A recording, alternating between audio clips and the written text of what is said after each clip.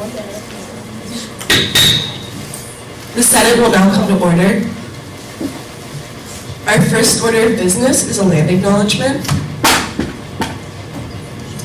ASG acknowledges with respect that the land we are on today is the traditional and ancestral homelands of the Kumeyaay Nation. We recognize the indigenous peoples as original stewards of this land and all the relatives within it. As these words of acknowledgement are spoken and heard, the ties nations have to their traditional homelands are renewed and reaffirmed. Our second order of business is roll call. The clerk of the Senate will now take roll.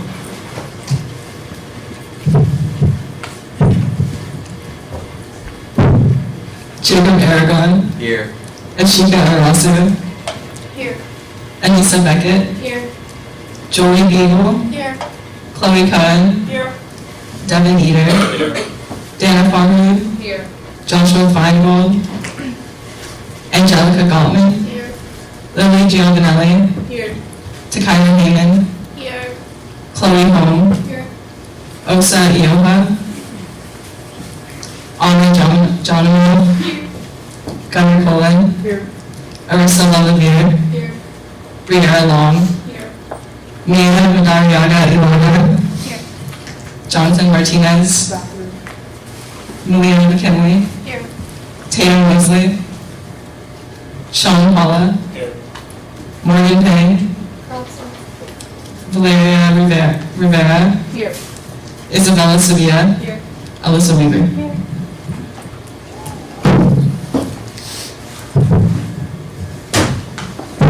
Thank you to the clerk. Our third order of business is the approval of the agenda.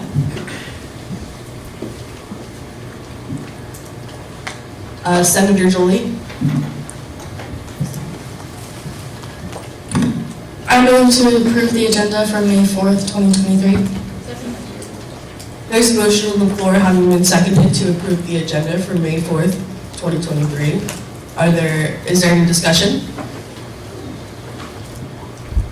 If there is no further discussion, we will now move to a vote. All those in favor, please raise your placards.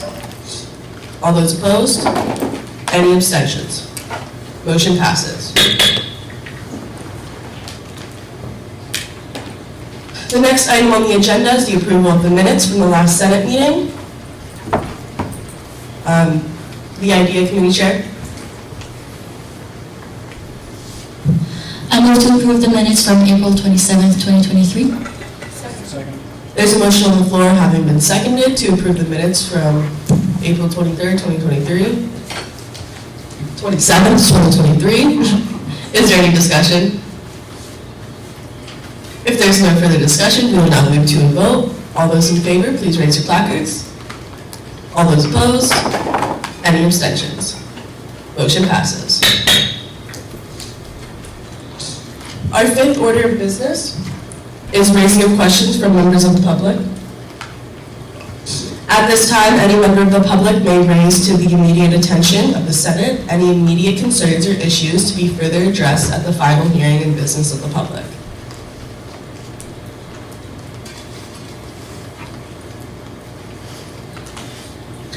If no questions at this time, then we'll move on to the next agenda item. Our sixth order of business is report from the Speaker of the Senate.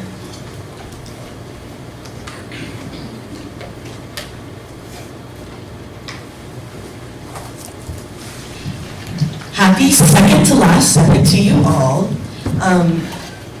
Currently at the Student Affairs Committee of Board and Trustees with President Melissa.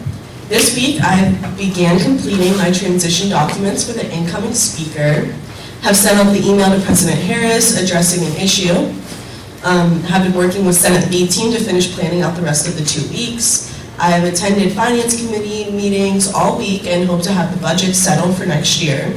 We'll be attending Board of Trustees breakfast tomorrow with both the outgoing team and incoming team, and working to finalize resolutions with other senators. As always, any questions, email him at the email on the slides. The next item on the agenda is reports from the Senate lead team. Wonderful with you all. It is regular. Girl Scout workers.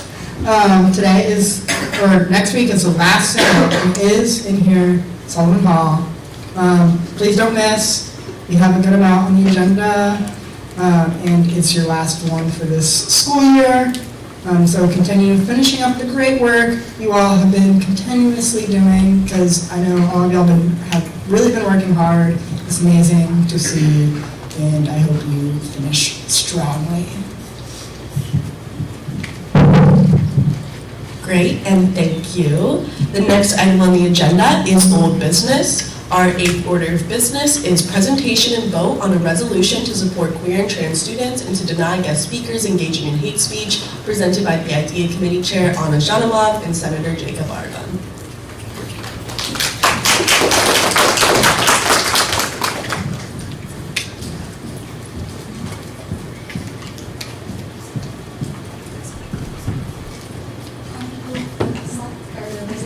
Yep. Of course. Give me one moment, please.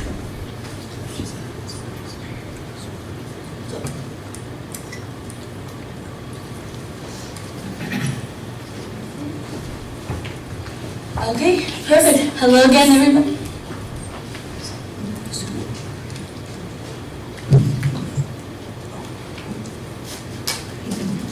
Give us one moment. While we try to figure that out. Perfect. Hello again, everybody. We want to thank you all for the comments you gave last time. They were very, very helpful.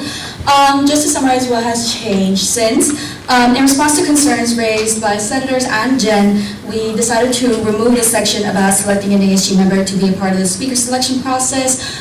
It is already extensive enough of a process as is, and that section would have made it a little more convoluted, if that's the right word. So we just decided to omit it.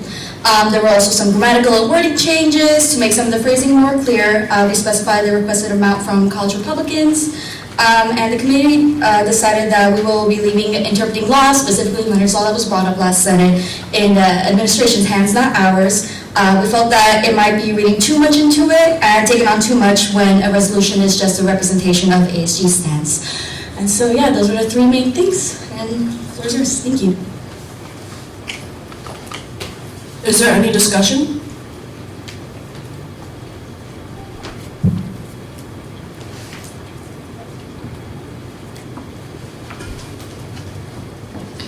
I strongly encourage discussion before we move on to a vote.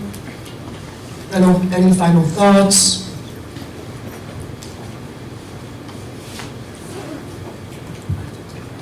Senator Joy?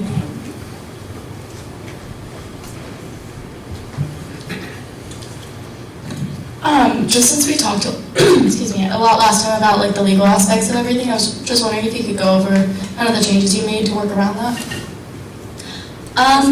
Again, because this is just a representation of our stance, there are people above ASG that can help in regards to the legal terms. So, to the best of my knowledge, there is a lawyer, I believe, affiliated with USC,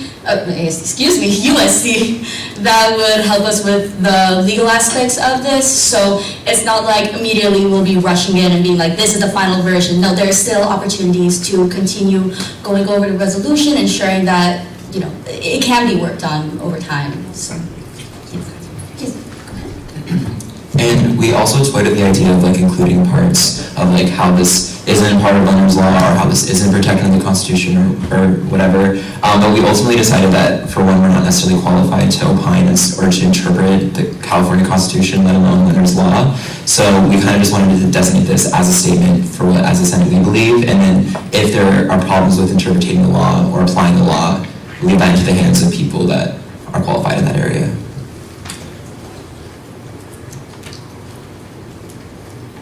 Any further discussion?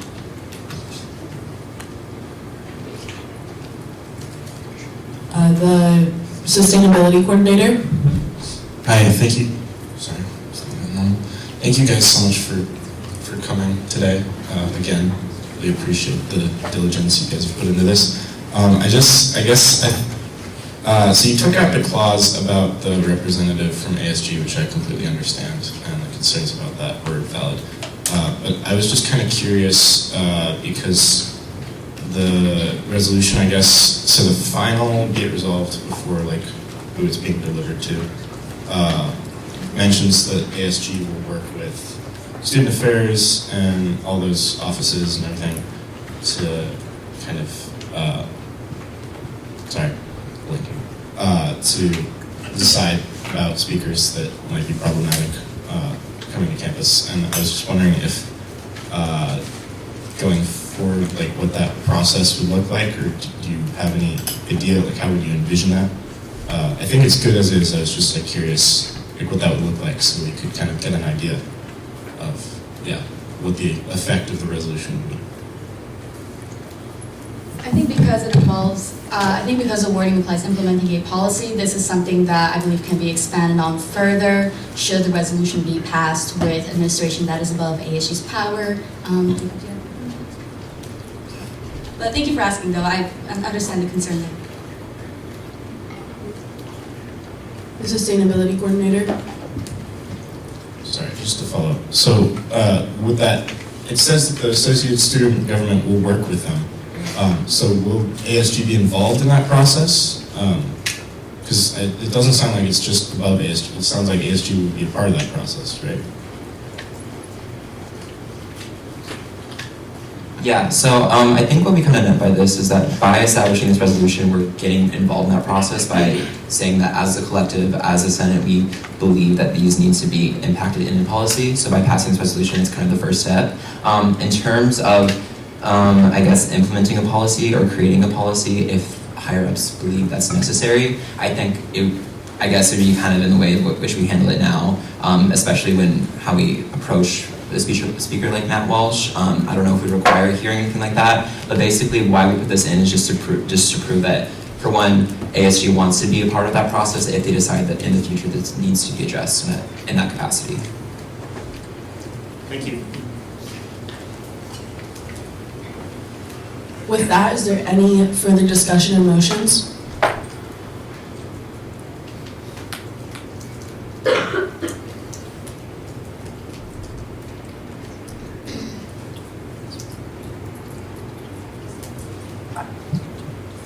The Student Work Committee Chair. I move to approve this resolution. There's a motion on the floor to approve the resolution on presentation and vote to support queer and trans students, to deny guest speakers engaging in hate speech. That has been seconded. Is there any further discussion? If there's no further discussion, we will now move to a vote. All those in favor, please raise your placards. All those opposed? Any abstentions? Motion passes.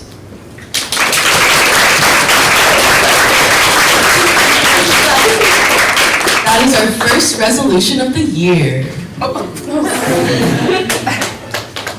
Good job.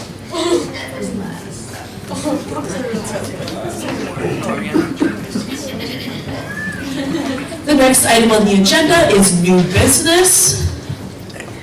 Our next item is presentation and vote on new and returning student organizations presented by the Student Org Committee Chair, Dana Farhood.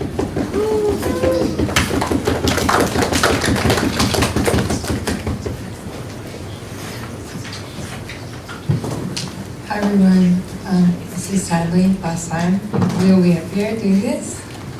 Whoa. Okay, so all new and all clubs that have been on campus but not in recent years must get approved by Senate. We have two new organizations that we are presenting today. So they're both new. So the first one is Food for the Soul Theology Club. Their mission is to share Jesus' love to students of all religions through weekly questions and food, such food for thought, to grow intellectually and spiritually, and how that affects their relationship with God, while also emphasizing food for hunger and sharing Jesus' love. Their goals are to organize events with current theology professors and bring guest speakers to campus and provide representation for students who believe in many religions, as well as have conversations in order to engage in our differences while also promoting understanding and the foundation of truth in their differences, and where everyone believes what they believe. The second club is the Orthodox Christian Fellowship. Their mission is to foster a community among Orthodox Christian students, as well as educating students of the Orthodox Christian faith, while also encouraging the growth and development of faith by asking questions. Their goals are to create an inclusive community for Orthodox Christian students and anyone who's interested in learning about the Orthodox faith through fellowship, education, and service, which are the main pillars of the national organization, which will be promoted through the club. Any questions or concerns? The Academics Committee Chair.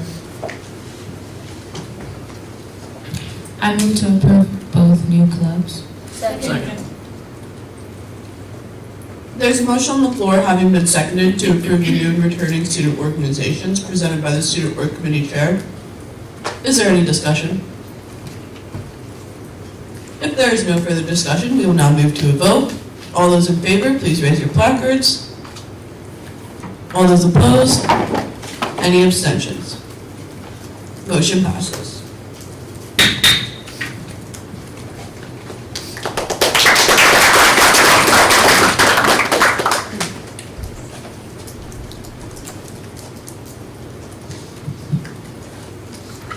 Our next order of business is presentation and discussion on the amendments to the ASGBC bylaws and TPP bylaws presented by the Chief Justice Alana De La Torre.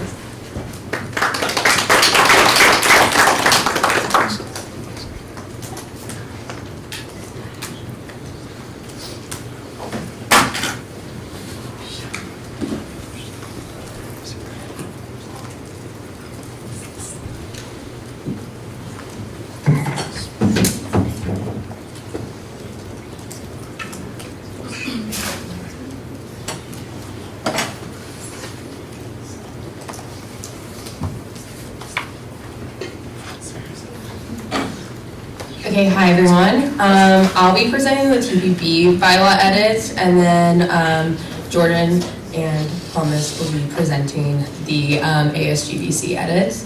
But for TPP, we can vote on them today, but for the ASGBC ones, we're gonna have to have another week for you all to sit on it and make any edits you want, and then we can vote on it the final Senate. So just going over the main edits that we had, this hasn't been updated since 2019, so we're just like making it consistent with the other bylaws by adding like the preamble, just moving the definition down, formatting things. Here, it was just revised, it had 9 event coordinators, but there's only 8, and just changing the wording for what the coordinators are actually referred to now as. Updating some of the duties just to be more accurate with what they currently are. Again, just updating the wording.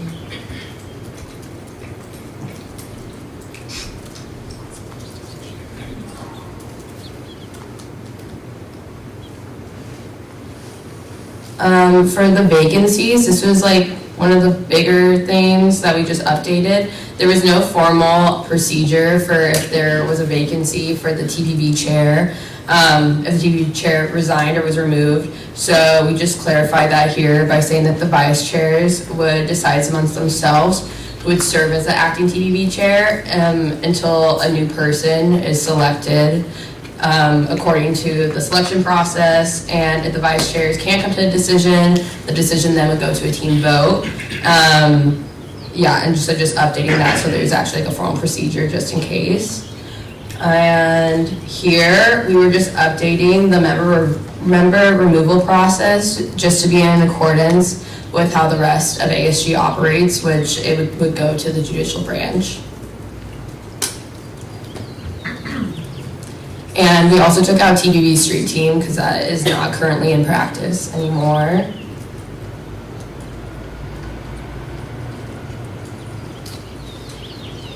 And for amendments, it technically didn't specify what the vote was that they needed to be approved by Senate, so we just specified there was a simple majority vote. Yeah, those are all the main edits that we made. Does anyone have any questions?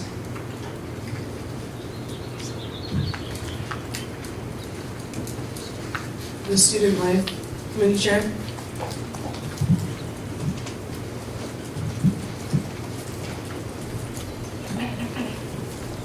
move to approve the amendments to the TPB bylaws. There's a motion on the floor having been seconded. Is there any further discussion? The Sustainability Coordinator? Sorry, I just had a quick question on Article 9 under Finance. You took out Section A, the second point. You took out that the budget controller would be verifying the records. Like, is there a reason why we took that out? Or? Yeah, I believe that's just not in practice right now. Yeah. So okay. Yeah.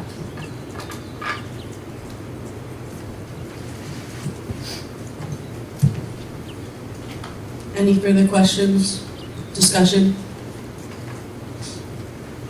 The Athletics Coordinator? I move to call the question. We will now move to a vote to call the question. All those in favor, please raise your placards. All those opposed? Any abstentions? Motion passes. We will now move to a vote to approve the TPB bylaws. All those in favor, please raise your placards. All those opposed? Any abstentions? Motion passes. Thank you. And now for the ASGBC bylaw edits. And just a reminder that this is just a presentation, not a vote.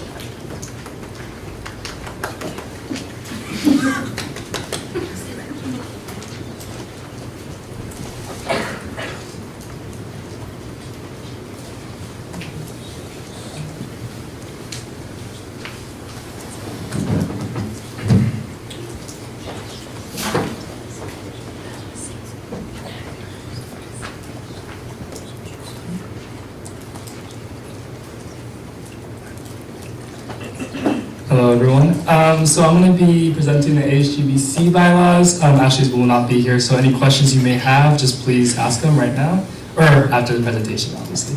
So first, we just have some language things in the beginning. We just call it Associated Student Government Budget Committee bylaws. Just some language like in the beginning. Undergraduate, making sure that like undergraduate are getting this money because it's budget committee, and it's like student activity fees. Just to review, yeah, just some like language. And we also added mission, vision, and values in ASGBC as well. And just some more language right here, and then some more important stuff.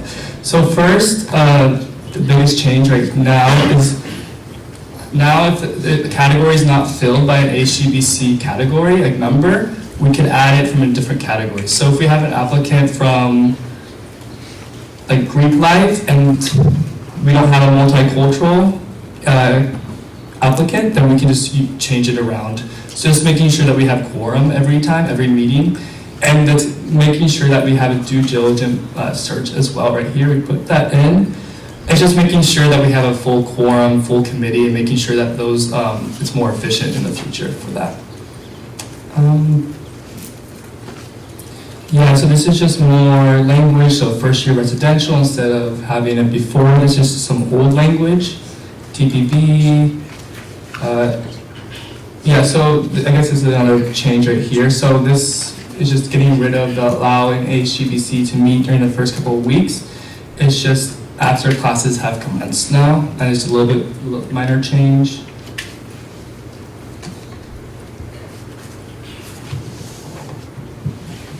So now the position shall be open to new appointment by the ASG Executive Board. We kind of changed that now to ASG Finance Chair.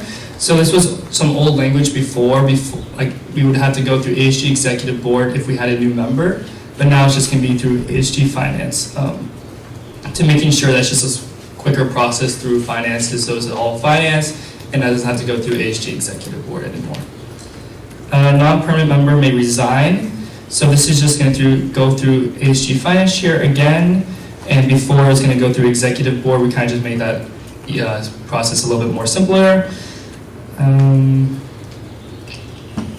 So yeah, now we have some more responsibilities added to the finance chair and controller section.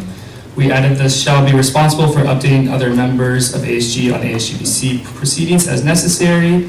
This is another change. If ASG finance chair is unable to attend a meeting of the budget committee, the controller will be proxy for the chair. That kind of just makes sense because the controller is there doing everything and they know how to chair the meeting because the finance chair kind of teaches them. So before, if the finance chair was not there, then the meeting would not be able to go through. And if the controller is also unable to attend, another proxy may be selected by the finance chair. So it's through the member of budget committee, ASG president, and ASG vice president. So the reasoning for this is because both those positions are on ASG finance, so they would have the best knowledge of how to go through the budget committee. And also they're not involved in appeals process, so judicial or Senate. So we don't have the speaker on there as well because they're also hear out over $10,000 requests. So we have just ASG president, ASG vice president, and a member of the budget committee. Obviously that might never happen because hopefully we have the controller proxy, but just in case. Right here, so with the controller, to make the process a little bit easier for ASGBC, we decided to have it where the controller and finance chair can recategorize the category before ASGBC even hears the request. So then making sure that the process is a little bit more efficient. Obviously, they can veto it with 3/4 majority of the budget committee, but so the finance chair and controller can look at it beforehand and change that category, and then they can go through it with that process. Might be a little bit more quicker for clubs getting their money and all that. Some changes for the controller position. We just kind of got rid of the reimbursements category. That's not been in practice. Karina, the executive assistant, has been doing that, so it's just not in practice right now. Just in similarity right here, the chair has the power to recategorize ASGBC funding requests, so the controller in conjunction with the finance chair can do that. And then this was just kind of like the same language, and this was already up here. Where was it? Right here, so we kind of just got rid of that. It's like the same language. But we also changed it where we can recategorize, or we can change people if they're not in a specific category. Just some more language changes, just dates. If appointed, so this is also for the secretary, the budget committee secretary. If the appointed secretary is not present, the ASG finance chair may appoint a proxy. Could that become any other ASGBC member? They just take minutes throughout the meeting. Just some more language changes right here. Okay, so this is another one. So before we were not allowed to have emergency meetings if we had a lot of requests. So now in the language, so it gives still 48 hours notice, but then we can have it at the discretion of the finance chair to have more meetings if necessary, if we have a lot of requests going. So if we have 80 requests 1 week, then we can have multiple meetings per week to make sure that we get through all of them. And the only change is this should be no less than once per month.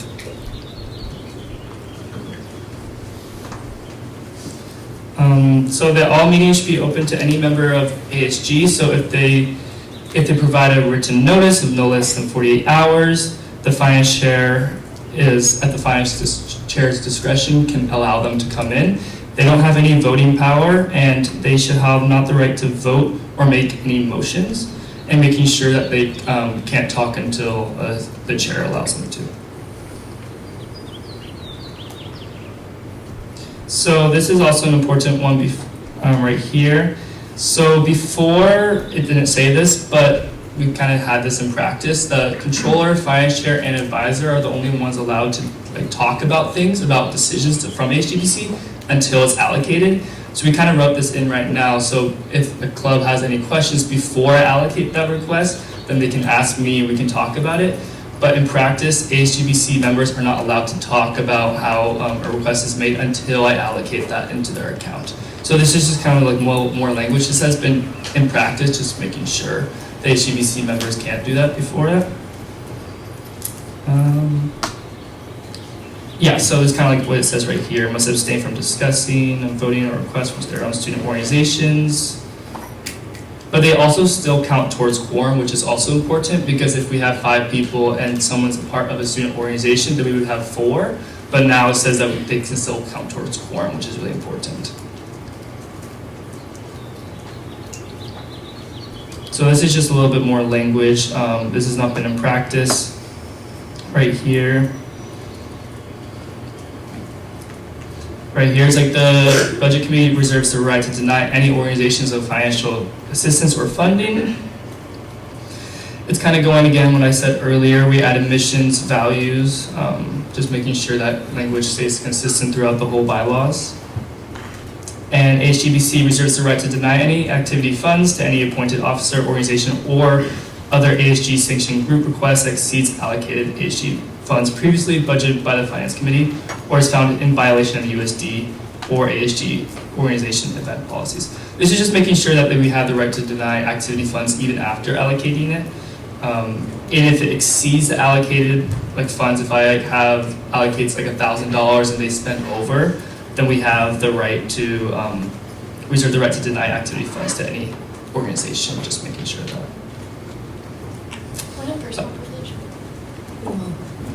For sports clubs, so this has been in practice as well, so they don't have official EVRs, so we actually have to email Campus Rec. So this is just making sure that they do not need an approved EVR, and exceptions can be made at discretion of the finance chair, given extraordinary circumstances. We've had some problems with EVRs in the past where we're not allowed to look at requests until EVRs are approved, but sometimes it kind of gets mingled up, so we just making sure that finance chair has the discretion of that and making sure that we can review requests. So this is going to be this whole section just deleted from the bylaws. This is kind of our new guidelines. I don't know if you guys all are familiar with it, but we have like a whole guidelines which is like probably around 4 or 5 pages, and it kind of explains this whole thing. So now instead of having on the bylaws where we would have to go through it, we can kind of make those changes on the guidelines with the ASGBC finance chair and controller at any time throughout the semester, just because things change, budgets change, so we're making sure that it's not limited in these bylaws. So after this, it will say, actually before that, there's like USD sports clubs, reach regionals, championships, or playoffs taking place. That's kind of like all the same right here. Okay. So ASGBC must establish a publicly available funding guideline for ASGBC and ASG Senate to follow when making decisions. So that whole previously thing was just deleted, and now it's just kind of based off the guideline that can be changed throughout the semester from these members. This has been in practice for a little bit. This guideline may be straight, if so decided by a majority of ASGBC at any ASGBC meeting. Simple majority can be approved. The guideline can be updated by the finance chair as ASGBC changes. But yeah, so this is kind of like just the guidelines, making sure that we can change it throughout the semester. So requests over $10,000, this has been in practice for a while. But the only change here is that instead of coming to Senate with, you get to make a decision, it's coming now where you either vote or deny the ASGBC recommendation. And then if you vote to deny the ASGBC recommendation, it is then up to ASG to decide the allocation for the request. So the only difference is that there's one more vote, I guess, and that's just making sure that you guys hear the recommendation, making sure that you are following the recommendation, and if you don't approve the recommendation, then you guys have the opportunity to change that amount. And if you still don't feel like that amount is good and you don't feel like you have the right idea of it, then it goes back to ASGBC for review to make sure that we have that correlation with that. This was just language that was mentioned earlier, and now Thomas will talk about judicial branch.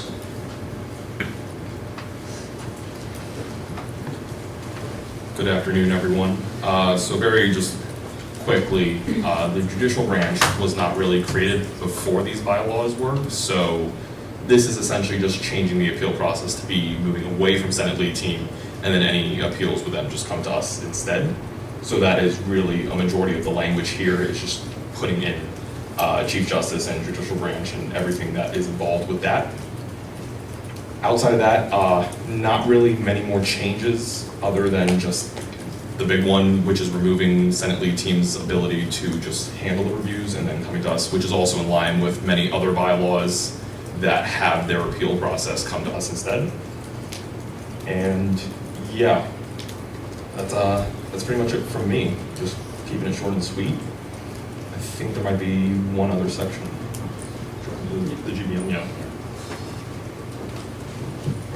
So yeah, just like making sure that's in correlation of other bylaws, like Thomas said, but it's also making sure that like some senators are on that Senate lead team who also make decisions about requests over $10,000. So that would be like conflict of interest. So making sure it all goes to judicial branch now.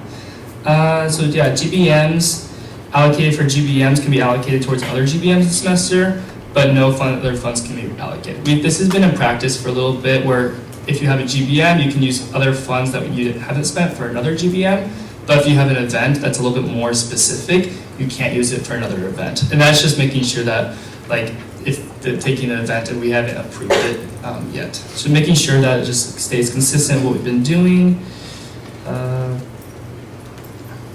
So this is just upon 2/3 vote by budget committee, the proposed amendments shall be submitted and approved by ASG judicial branch, just making sure it's in correlation of judicial branch.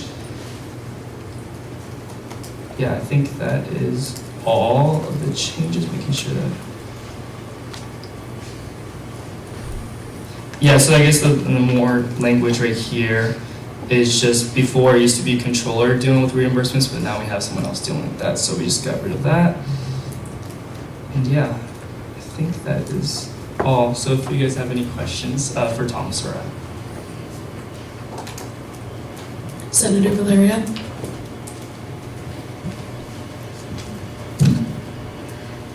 Hello, I just wanted to ask, where does that $10,000 number come from? Like, has it just been implemented for like a long time now? Or was this like something you guys came up with, or why is it that amount specifically? So this has just been practice. Even before I was here, so $10,000 has just always been like that.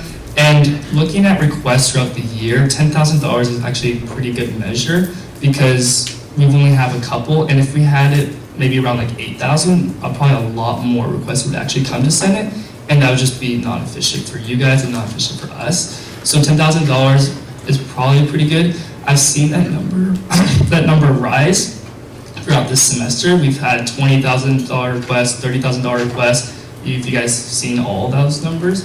So I think we've had, 5 presentations this semester, which actually is pretty good. But yeah, that $10,000 number is not a number that we made this semester. It's just been in practice for a while. Yeah, athletics coordinator? I know you touched on this a little bit earlier, but I was wondering if you could go more in depth on like what the reasoning is behind the $10,000 request, like why there would be that initial vote to like approve or deny the ASGBC request, and like how that changes like I guess what we do anyways. So this is kind of just changing how you look at ASGBC's recommendation.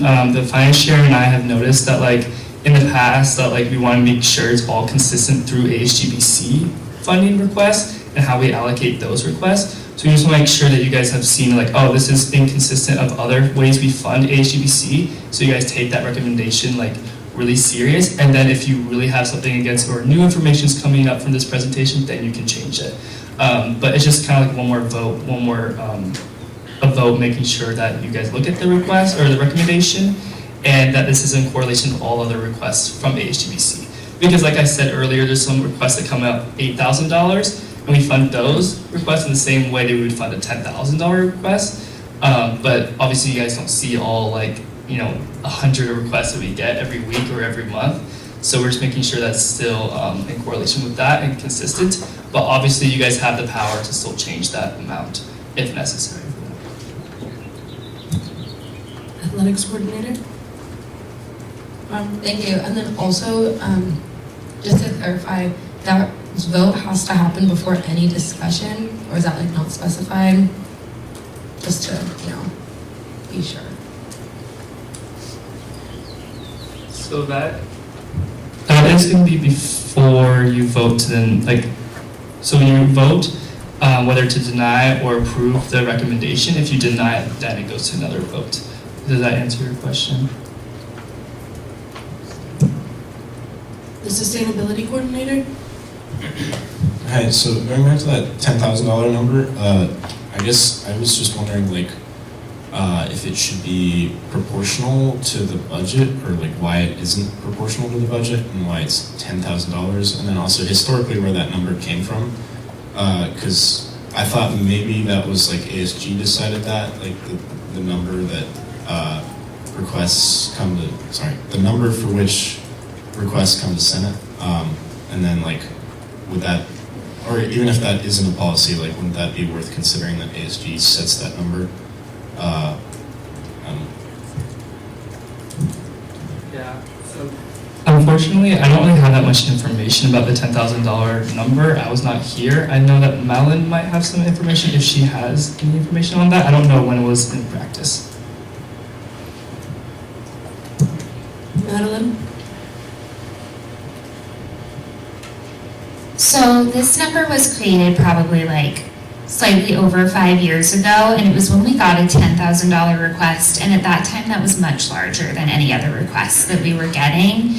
And ASGBC worked with ASG and decided that for requests that were much larger, they should go to Senate because of the sum of money. Over time, we found that there are a lot of $10,000 requests that are closer to what we're now getting kind of as a standard through ASGBC, but we have kept that number consistent in the bylaws.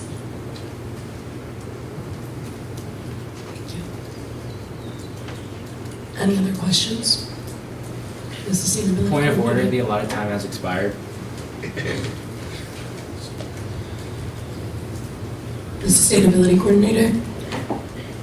I move to extend the allotted time by 5 minutes.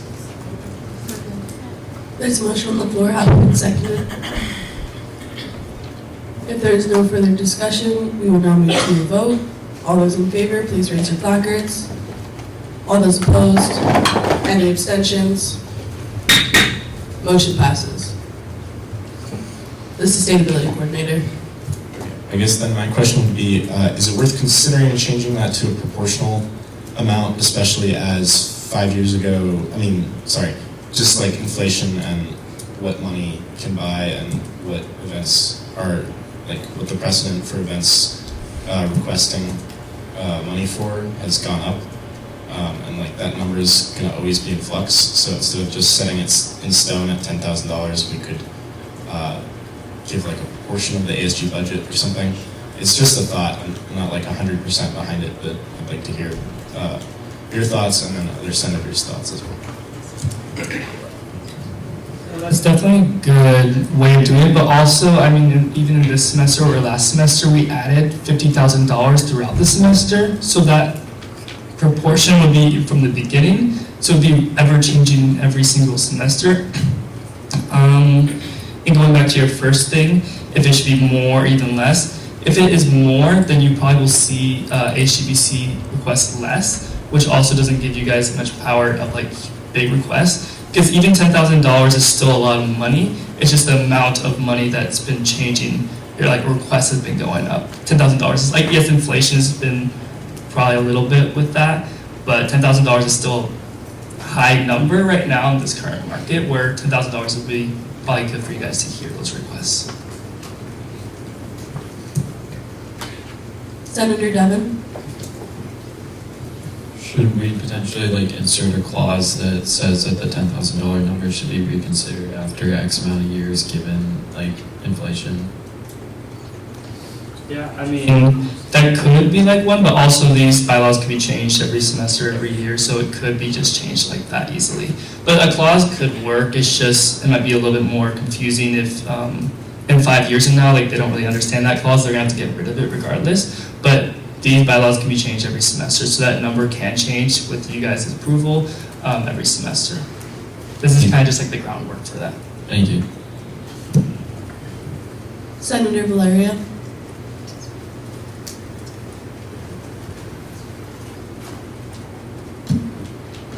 I just want to be 100% clear because I'm a little confused. Senator Nisa already asked. But so this new step, so basically we do it as we do, we see the recommendation comes in, we deny the recommendation, then as a whole, we would have to come up with a new number. And then, amend the motion and then move on from there. It wouldn't have to go back to you guys do another recommendation, then you come back. So right here it says that either decide the allocation request or send the request back to HGBC for review. So you do have that option of the normalcy. So you have it comes in, either approve or deny the HGBC recommendation, and then if you deny it, then it's up to you guys to have the normal, you guys talk about it. And if you guys still can't figure out a decision and you guys still feel confident in your decision, then it could be sent back to HGBC, if that makes sense. Senator Valerio. But if we don't, then we can just come up, we don't have to send it back, we can just come up with our own thing and do, okay, thank you. Yes. Jen.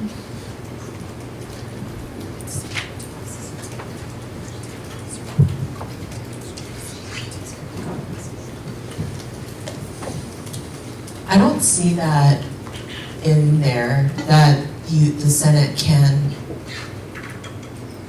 oh, okay. Something to think about, especially in these past couple of Senates you all had with over 10,000, is that you all have created usually arbitrary numbers, or you'll have a hard time with how you want to add more money or remove more money. And so I actually recently went to an ASGBC meeting, and they're very technical in terms of how much, what does that look like. They ask a lot of questions that are consistent with how they fund all the other student organizations that present and fund. So, and I'm sure that the senators that attend ASGBC can share that as well. But that is an idea to consider, because they are the ones that are the experts. It's just like finance committee. When finance committee meets, they discuss it, they vet it hours and hours and hours, and then they come to you for a final decision. So it's kind of that in theory of what it would be. I mean, it is written that way, but that's it. Point of order, the allotted time has expired. You still have one more person on stack, but it was up to you if we extend the time. Never mind. We have no one on stack.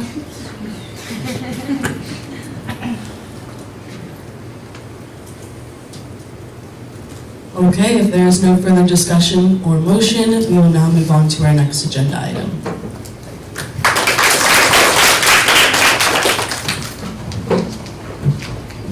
Our next item on the agenda is a presentation and vote on a resolution to demand comprehensive sexual education at the University of San Diego, presented by the NDA Committee Chair Anna Janamad and Senator Jacob Aragon.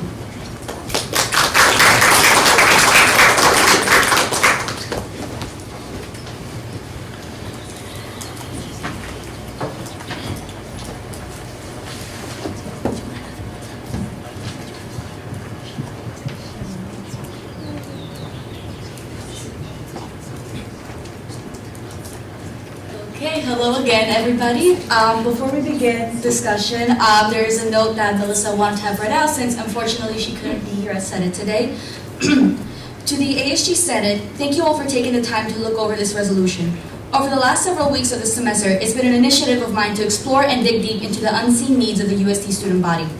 Upon hearing concerns from the students for sexual and reproductive justice, we found common ground in identifying the need of college students for sexual health resources and education, especially in a post-Roe national context. I've been actively involved in inviting these conversations by attending several meetings and communicating with various administrations to gather the most accurate, relevant information to inform this goal for supporting sexual wellness. With this knowledge guiding our plans for action, I feel confident that the goals of this resolution will begin to address the sexual health needs of students that also align with USD's Catholic identity. Please add any comments directly to the document. Additionally, I'd be happy to chat with anyone for the next week to discuss further feedback. I look forward to hearing all of your thoughts. Alrighty, and now I'm going to pull up the resolution. I think I just added it because, let's see, there it is. Okay.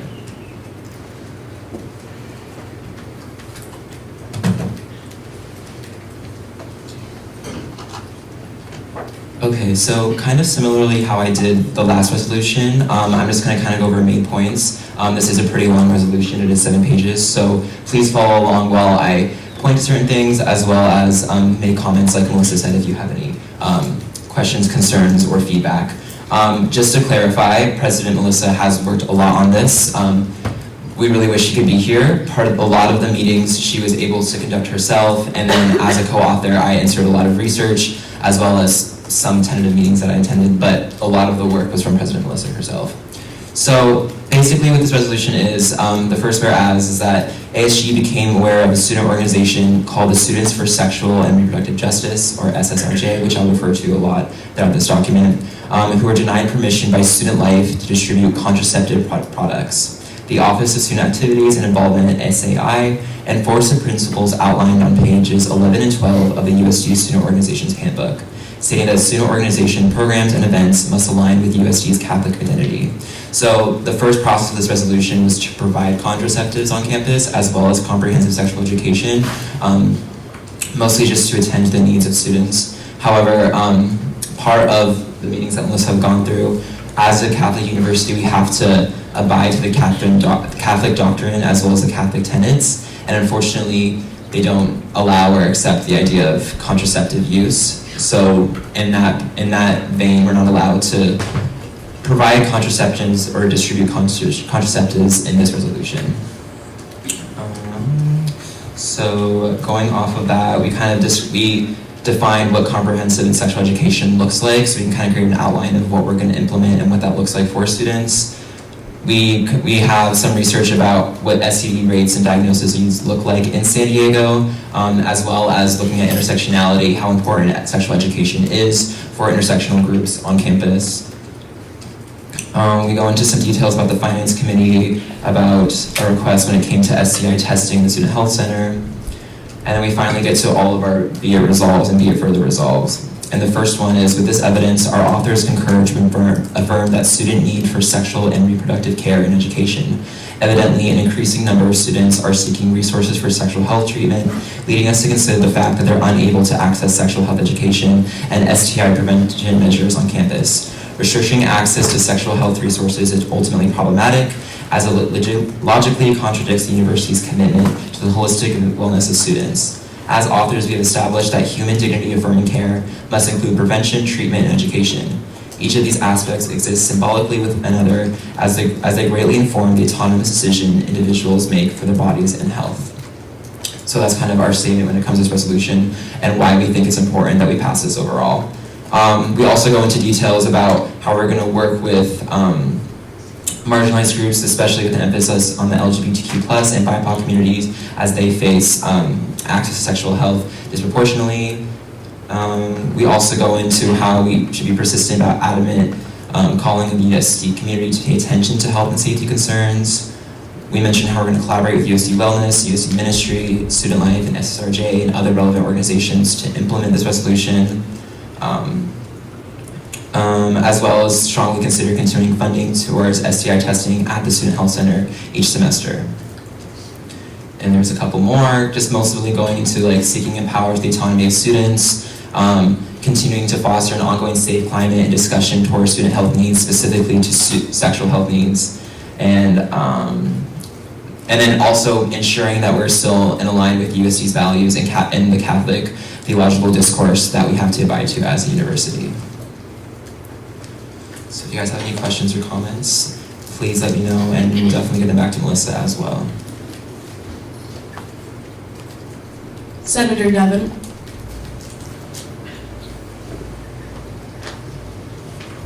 Thank you guys for sharing.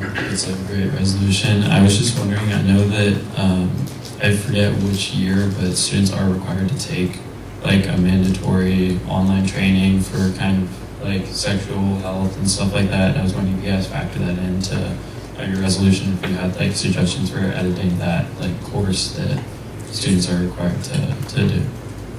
Yeah, so that was factored in our conversations, specifically with my conversations with Kay Thomas about what that education looks like. Overall, with feedback, especially from SSRJ, we find that education might not be sufficient or effective enough to capacity. So that's definitely something we can take consideration of a possible be a resolve of amending that or expanding that. Since that is part of, I guess, the university when it comes to new students, I'm not necessarily sure how that process would change, how we'd be able to change that, or if we can change that to any capacity. However, I think it's important to recognize that this resolution would just ultimately expand off of that very limited training or education that we get at the beginning of the year.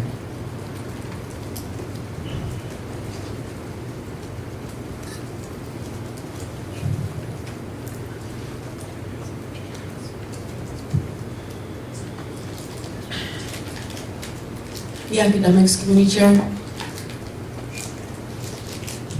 I yield my time to Julia.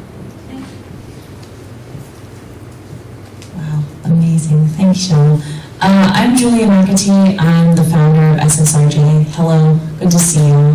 Thank y'all so much for presenting this today. It's wonderful. In terms of the existing curriculum, it is very limited. I'm glad you mentioned that. And there's actually been efforts to try to amend the curriculum. I was a part of a group like 2 years ago who submitted recommendations for how to change the program. And just outlines for a basic sexuality education curriculum. So in tandem with student wellness, student life, commons, a lot of other resources on campus. So this document does exist and these outlines do exist. So I hope that y'all will utilize that going forward because there's already a bit of a roadmap. Thank you. Senator Devon. Thank you for sharing that. And I think I would definitely suggest incorporating some of those concrete examples of how you guys want to change your curriculum in the resolution if those are available. Yeah, absolutely. Thank you. I'll definitely relay that back with President Melissa, and we can make it pretty clear where exactly in the be it for the resolves we can mention that.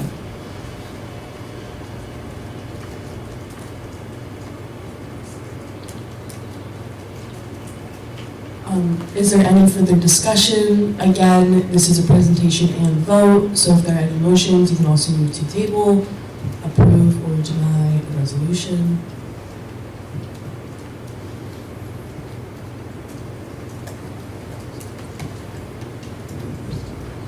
The Sustainability Coordinator. I move to table the resolution. There's a motion on the floor to table the resolution. Having been seconded, is there any further discussion?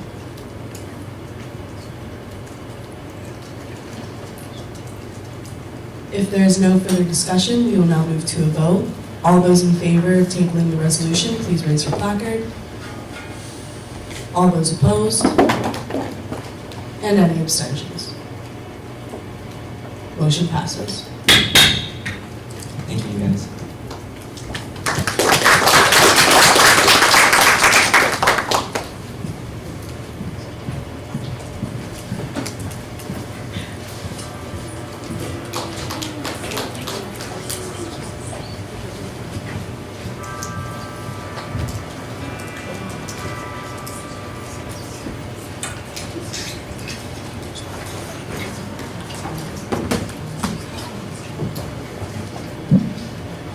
Our next order of business is a presentation and resolution to support the expansion of further sustainability efforts on campus, presented by the Sustainability Coordinator, Sean Paula.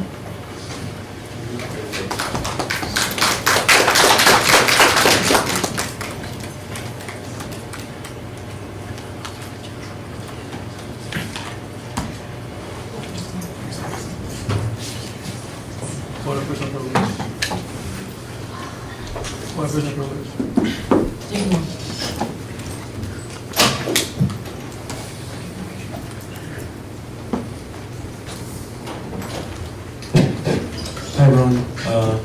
Promise Andres will be quick, so when I ask for this on the agenda. So I'm just going to present this. We're not going to vote on it. I just want everyone to be kind of up to date on what the resolution is going to look like. I'm still going to edit some of it, but I'll just read it through real quick because it's not too long. Can you zoom in a little bit, Sean? Oh, yeah, sorry. Thank you. Appreciate it. Yeah.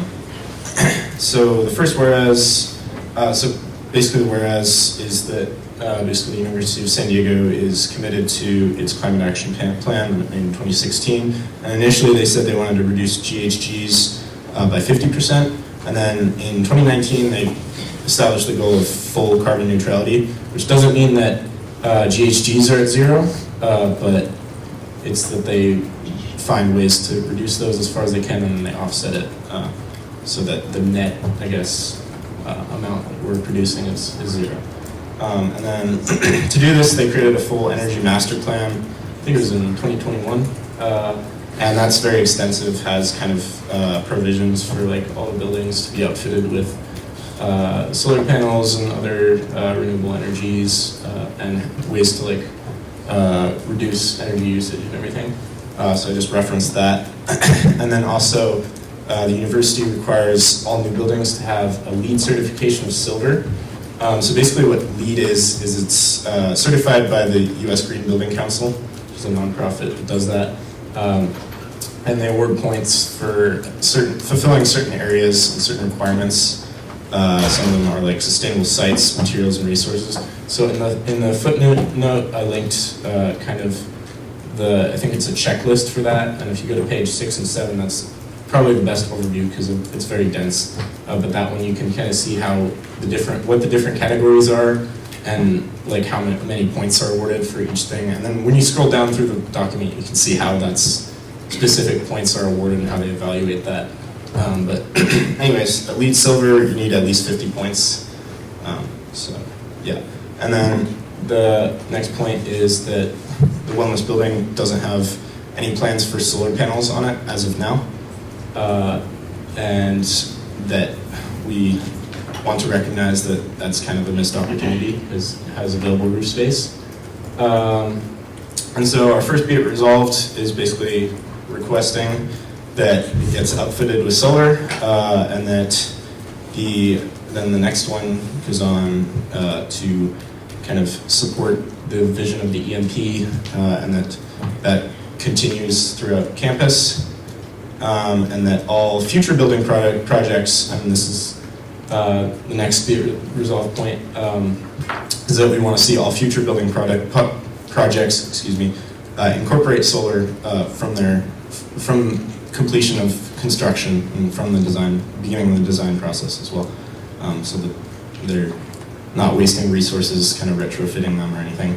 And then the final be it resolved before kind of the point of it being delivered is that we want to see LEED Gold certifications, which is the next level up, so that new buildings need to fulfill more categories to get more points to be even more sustainable if possible for the university.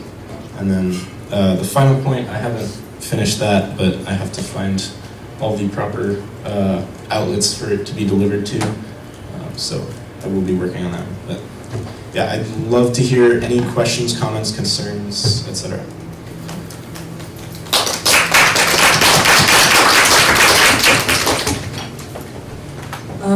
Senator Devon? Yeah, I guess I have a suggestion for the final clause. I think with the gold certification, you have to pay about $50,000 in fees to the government in order to get that. And so, I mean, based on a conversation that I had with Juan Alejandro, like he said that it's not really worth it because silver and gold have like a similar like tier. But gold is just like a lot more expensive, so I wanted to get your thoughts on that. Oh, wow, okay, yeah, I was not aware of that actually, so thank you for bringing that up. I actually talked to John about this resolution, he didn't mention that, so I appreciate you bringing that up. I'll look into it, and there might be a way to kind of adjust that so that maybe that they still have to fulfill the requirements of it, but the certification itself might be superfluous if they're still kind of like going through the process. Thank you, I'll look into that. Senator Devon? It's just one more question too. I was wondering about for the like with regards to the plan. I was wondering like if actually never mind. Yeah, thank you. Thank you. Thomas?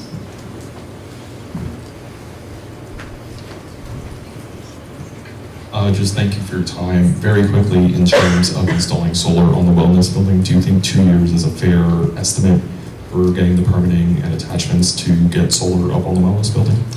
Yeah, so I talked to John, who works in the Office of Sustainability, and he works with facilities and is actively involved in installing solar throughout campus, and he said 2 years was a good enough time frame for that. Initially, I was going to say within 1, but he's like, that might be a little too rushed.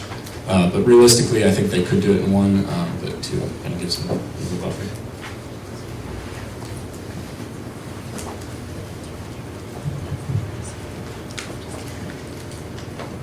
Remember, this is just a presentation, so any suggestions at all that you have, this is just for the benefit of the resolution and Sean and everyone working on it. Senator Point of order, Malaria? the allotted time has expired.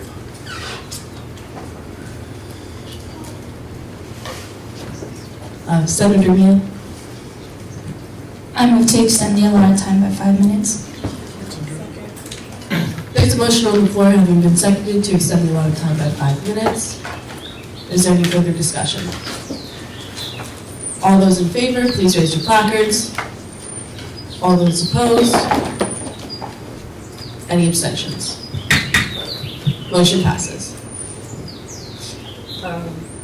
Senator Valeria. Thank you so much for worrying about our planet. I appreciate that. I love the solar panel idea. I think that's a great thing that we should do. But I wanted to ask if you had any other thoughts on how else. I think that with the new juice section that they're gonna have to, I feel like there could be like some ideas in which it can be more sustainable, you know, and maybe adding them in here, you know, with like straws and stuff. I know that they've done that around campus some places, haven't been totally successful. I know there's still a lot of the use of plastic straws, but maybe that could be an idea. I don't know if any other way that maybe could be just like typed in there and like hopefully it's used in the wellness center. Yeah, okay, so thank you so much. I really appreciate that feedback. I didn't think of that kind of towards the actual uses of the wellness building, kind of or I guess the spaces that are used in it, how they would affect the environment. So I appreciate that. I will say, sorry about that. Whatever. Auxiliary has their own kind of rules and justifications for what they use for like cups and utensils and everything. And in my opinion, some of it could be better, but yeah, and we could probably get rid of straws. So I will definitely consider putting something in there. That would be kind of a separate point as well. Senator Mia? Just something to say to Senator Valeria, the plastic straws that are used in places like aromas are actually bamboo straws. So they're like plastic. It's not plastic per se, but it's like a reusable bamboo plastic. That makes sense. Yeah, actually, sorry, thanks for the reminder. All of the utensils and everything used on campus are biodegradable or compostable, technically. Senator Valeria?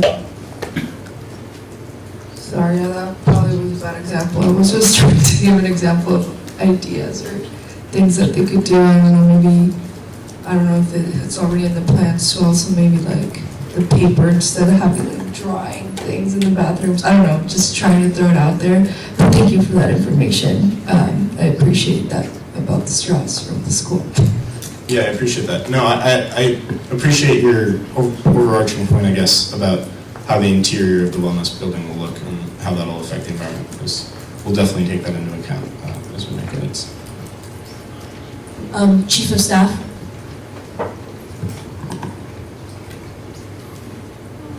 Just a clarification, the utensils in the SLP are actually not compostable. They are made of materials that are organic and are recyclable. But because of that mix of the two, like you can't put it in the organic bin because the recycling will, what is it called? Affect like the The composting, yeah, like it will affect, you can't put like recycling and organic because that just doesn't work, or organic and recycling, that also doesn't work. So because there's a mesh of the two, you actually have to throw those away in the trash or reuse them. But yeah, that's all.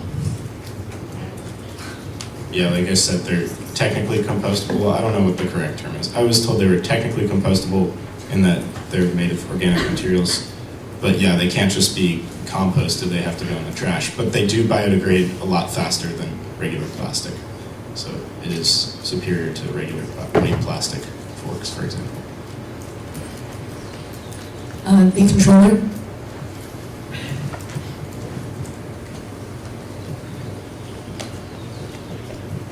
Thank you for your presentation. First, where is the additional funding going to come from for solar panels? And if obviously it costs more money to have solar panels, is that going to come from the student fee to run this building? That's a good question. So as it is, the facilities and Office of Sustainability have their own budgets, and they're already in the process of installing solar panels across buildings all across campus. And then obviously the EMP, Energy Master Plan, kind of lays out that process as well, even though not necessarily from a funding standpoint, but just like provides for that. So the university has been using, I'm not exactly sure where exactly the funding has come from, but I would imagine it would come from the same place. As solar panels are added and updated to other buildings, they could just do the same for the wellness building.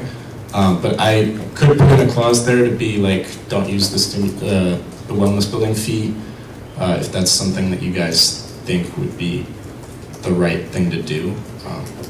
But yeah, I mean the fee, I think, this is just a general point of information, I guess. Is the fee for the wellness building set, or are they able to up that as if they go over costs or something?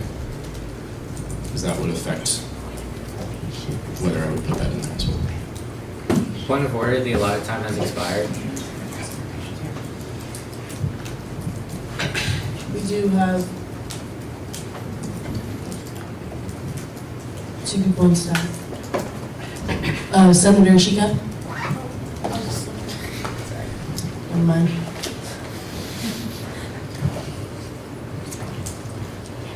Student Board Committee Chair.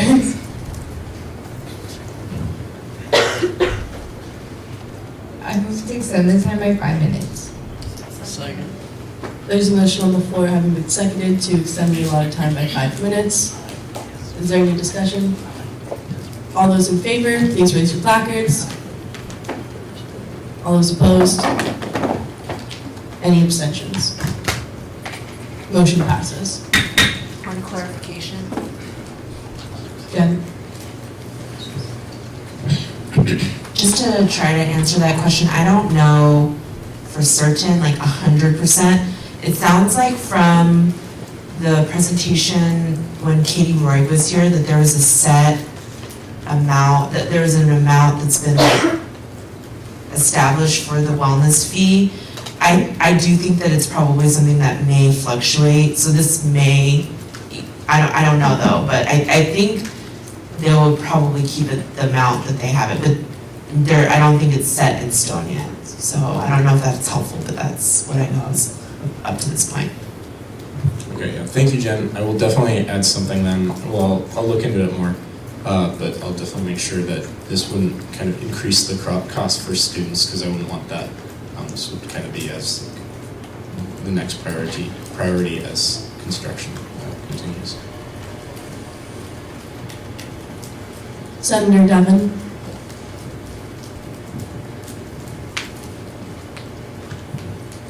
Overall, great job with this, and I think I guess one more suggestion I had is kind of building off what Jordan said, maybe trying to roadmap a more concrete plan for financing things. I think from what I understood, the way that it works is that the school has enough money in their budget to pay for it, but John has to just convince them to give them money in the way that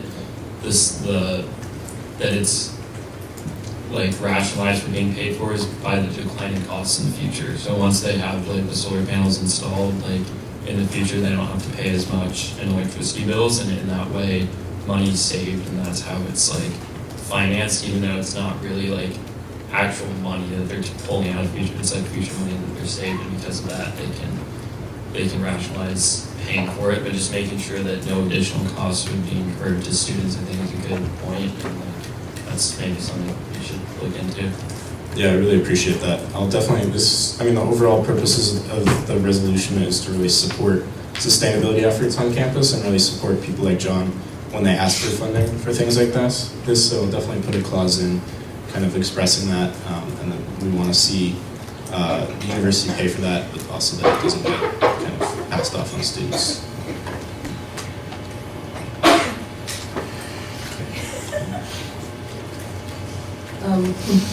Thank you so much. Are there any other suggestions, comments? You can also leave things on the document for Sean's. It's much appreciated. Okay, be sure to just keep looking over both Melissa's resolution and Senator Sean's resolution, especially if since one had been tabled for next week and the other may be coming back next week for a presentation and or vote. Comment on them this week. Really, let's make them the best they possibly can be.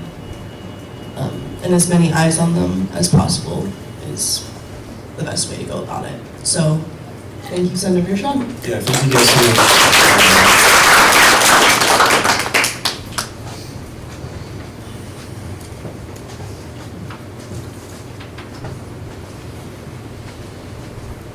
Our next item on the agenda are reports from the Senate committee chairs and coordinators.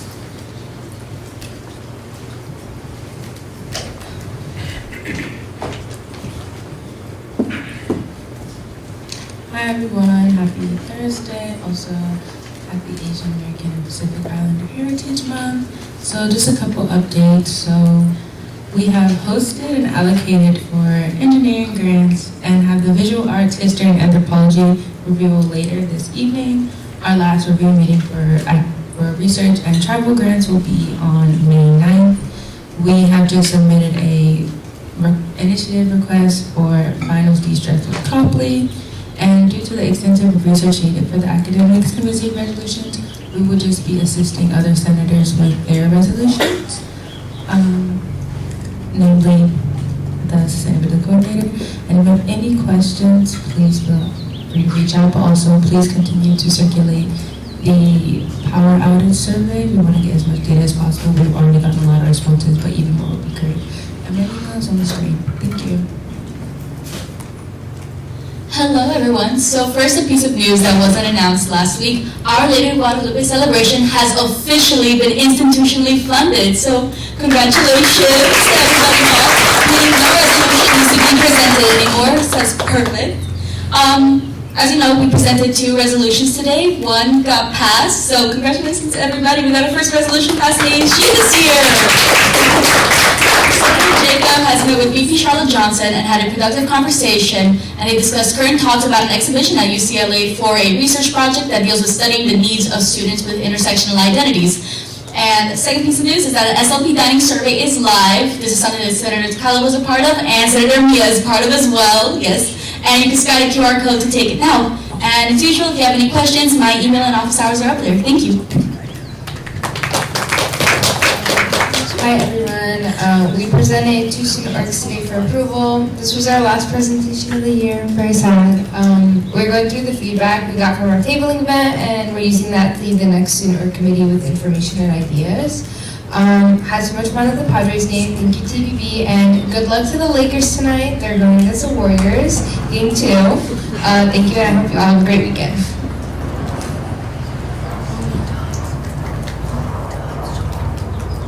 Hi guys, I hope you're doing well. Grocery lift codes continue, they're still active. I had some email correspondence with constituents over the weekend regarding use. A lot of people have been reaching out suddenly at the end of the semester, which is refreshing.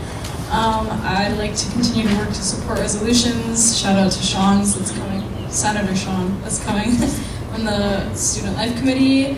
I've also been going to the finance committee meetings, and just like to note that if any of you guys feel particularly passionate about like the allocation of funds for certain centers, or have heard a lot from your constituents, I'd love to hear about that so that we can make sure that we're representing all our constituents in those meetings. And then I've also been working on informal awards, which if you have any ideas for, you can also send those my way. And then I just added some commuter commons events on the left and another on the right. So thank you. Hi everyone, so I attended the welcome event for the new head football coach, Brandon Moore, last week, and so I actually have a meeting with him right after this, where I'm talking about academics as well as nutrition, which I'm really excited about. And I didn't get to do my updates last week because I left, but I just wanted to thank everybody for going to the Senate baseball game. It was so much fun. And also tonight is Top Gun night at the baseball game versus BYU. There's free tank tops. Tomorrow there's free baseball bats, and also Saturday is their senior night, so they did a whole little festival at Fowler Park, so I should go. Hi everyone, happy Senate. May is Mental Health Awareness Month, and in honor of that, as well as finals week, the Wellness Center will be having lots of things, including Nourish to Flourish, which is our finals week wellness thing that we do every year. As well as free finals recreational classes, and something called a calming corner. It's basically where you can reserve a room to take a nap or just de-stress. It's super awesome. All of this information is on the BYUSD Instagram. All right, hi everyone. Thank you so much for listening to me and giving feedback on the resolution. And then this week I was also updating the ASGBC sustainability guidelines for when they're on the whole thing.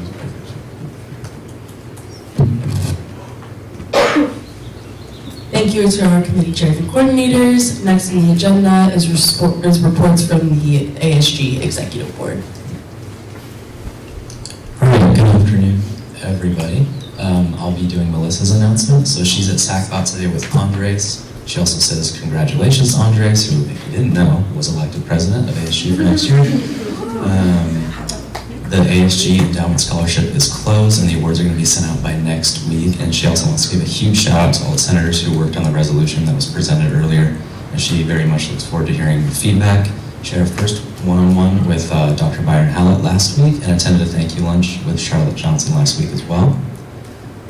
For myself, after this at 2:30, I'll be attending the Academic Board of Trustees. This announcement about New York Times I had intended to make last week, and of course we cut it short, but I did think it was important that everyone knows I did not request for this coming fall to renew our subscription. That originally came from the Vice President budget, and some of the reasoning was the price was going to increase for the subscription. I didn't feel, after talking to some people, that the amount that we're spending was justified considering the amount of students who actually use it and benefit from it.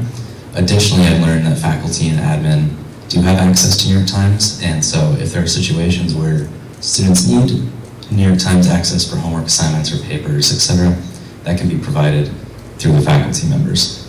So I just want everyone to be aware of that.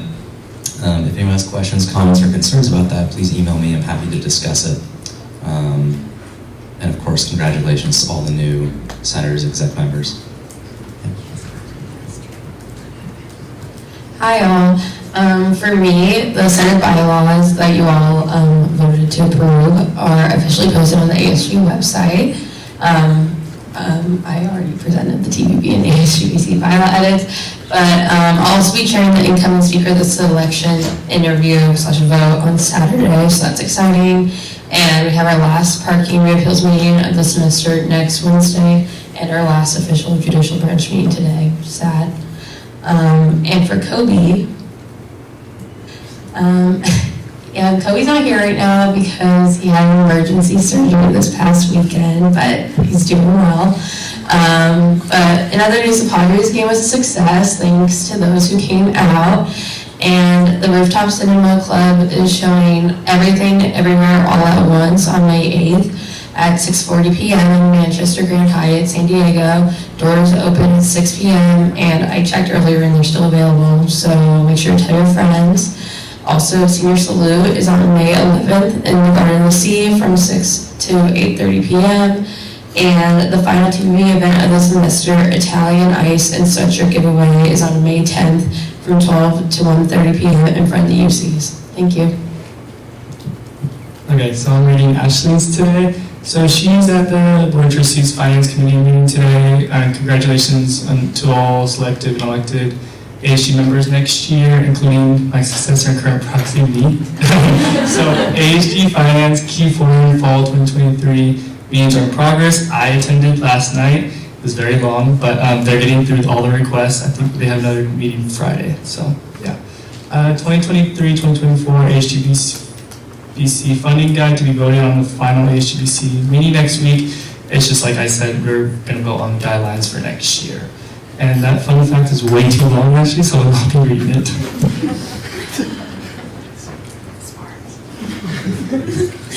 Hi, happy Thursday everyone. So some on-campus promotions, ASG Endowed Scholarship application closed last night. There are a bunch of applicants, so the committee will be going through that and awards will be distributed shortly. With that being said, we're still looking for like one other person for the Endowed Scholarship Committee. If you have somebody that you think might be interested that is not a part of ASG, please let them know that they can get a $20 Grubhub credit, but send them my way. And then also for the last marketing committee event of the year, we're going to be doing a Sweeten Up Your Mental Health kind of finals giveaway on May 16th, which is the first study day, from 12 to 2:30 in front of Maher. We're going to have some fun raffle prizes, final study supplies like flashcards, highlighters, pens, pencils, all that kind of stuff. We're going to do some health and wellness shots, so ginger shots, everybody, the fun, healthy ones. And then some other sweet treats, so please come out. And then also congratulations to all of the incoming ASG members. And this is our pick of the week. This is Big Zach at the Padres game on Monday. Super cute photo with Kobe on FaceTime. Thank you. Hello everyone. As always, the banquet continues. We're still doing informal awards. We ordered the formal awards. If you can please accept or decline the ASG banquet invite, that would be really helpful to have a final head count. It will be at the Grand Terraza, so we'll have a brunch themed. It's going to be like eggs, potatoes, turkey sausages, bacon, etc. All the brunch good stuff. If you have any pictures of ASG moments that you've liked throughout the semester or just memories that you have kept, can you please send those over to me? We'll be having a slideshow playing with pictures throughout the semester at the banquet.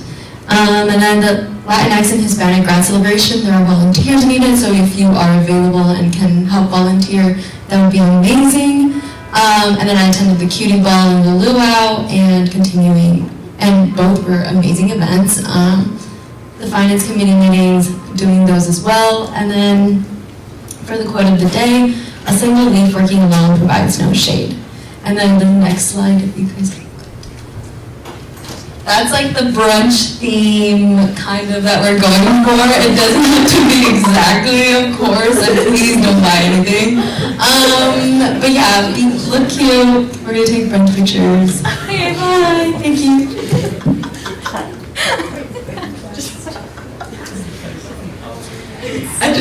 I just wanted to reiterate the congratulations to everyone and a reminder that May 6th, 10 to 3, Senate training, be there. We'll also be electing the new speaker. Ooh, okay. Our next item on the agenda is final business and hearing of the public. At this time, any senator may take from the table any motion previously laid on the table in the week before, present urgent business. Any member of the public may voice any concerns to the assembly on non-agenda items. Madeline. Hi everyone, I'm wanted to let you all know a personal announcement on my part. So I recently accepted a role at CSU San Marcos with their budget office. And so I'll be transitioning over there in mid-May. My last day with you all will be the ASG banquet on May 13th. I want to say it's been so wonderful to work with all of you, and seeing you all grow as leaders and advocates has been a highlight of my experience at USD. So thank you for all that you have given both to this campus community and to me during your time here. And if you want to connect before I go, I'm more than happy to do that, or if you have any questions. But thank you all for everything, and I'll be around for another week, so this is not goodbye yet.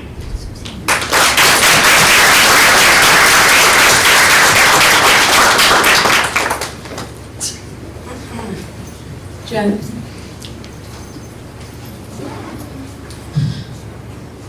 I know, right?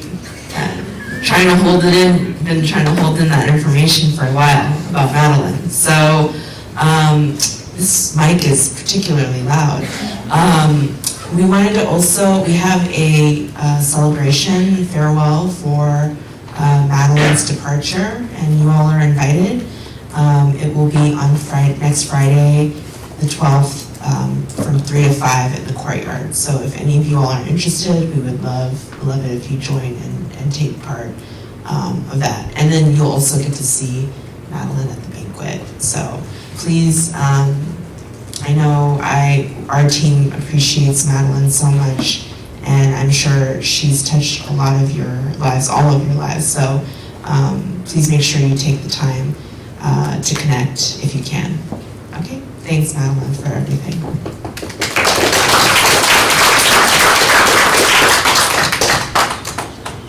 Maybe Amaya can also make an inspo board for that celebration as well.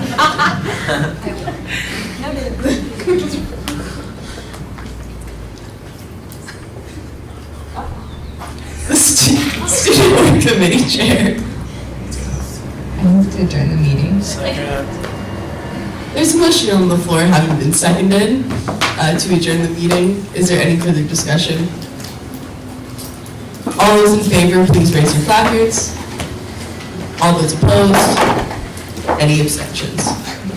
Motion passes.